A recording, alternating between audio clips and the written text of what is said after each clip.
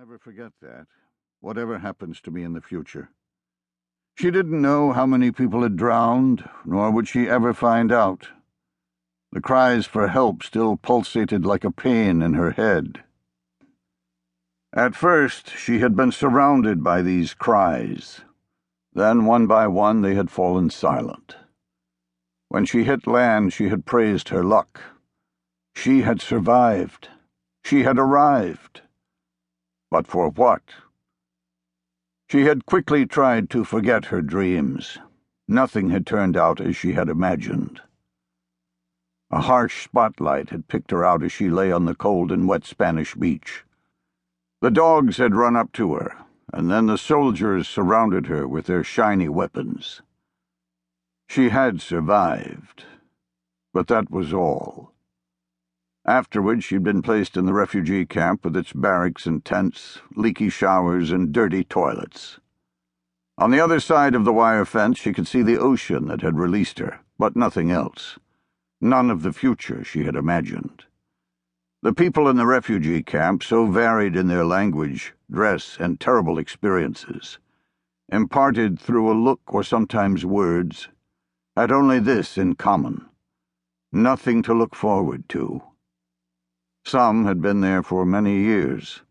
No country was willing to admit them, and all of their energies were devoted to avoiding being sent back. One day, as she'd been waiting in line for her daily rations, she spoke with a young man from Iran, or was it Iraq? It was often hard to know where people came from, since they invariably lied about it, in the hope that it would make their applications for asylum more attractive. Who said that the camp was simply a large death chamber, a holding place where the clock ticked on relentlessly towards death. She had immediately understood what he meant, but tried to ignore the thought.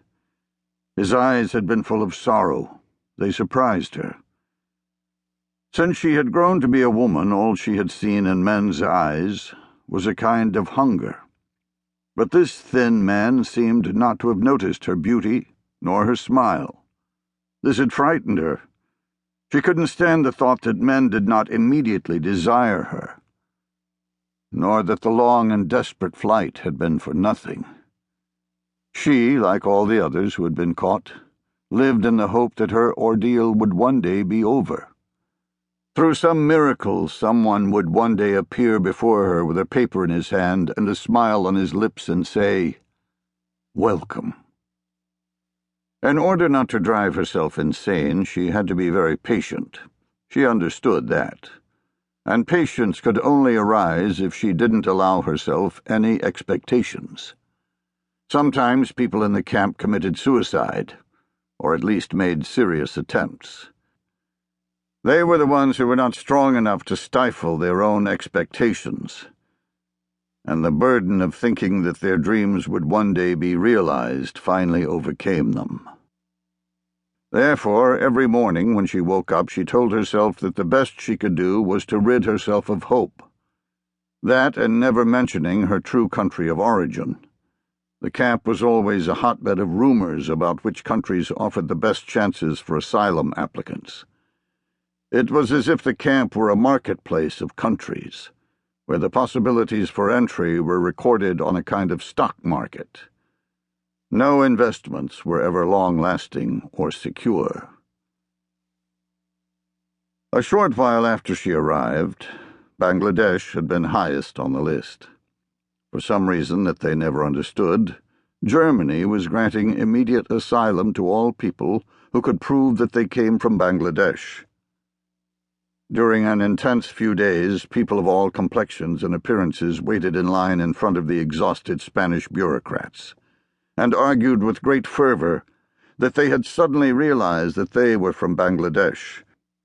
In this way, at least 14 Chinese refugees from the Hunan province made their way to Germany. A few days later, Germany closed Bangladesh, as they said in the camp.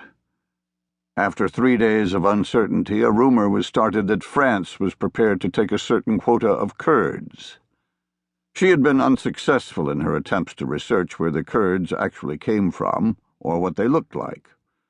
Nonetheless, she stood in line with the others, and when she at last stood in front of a red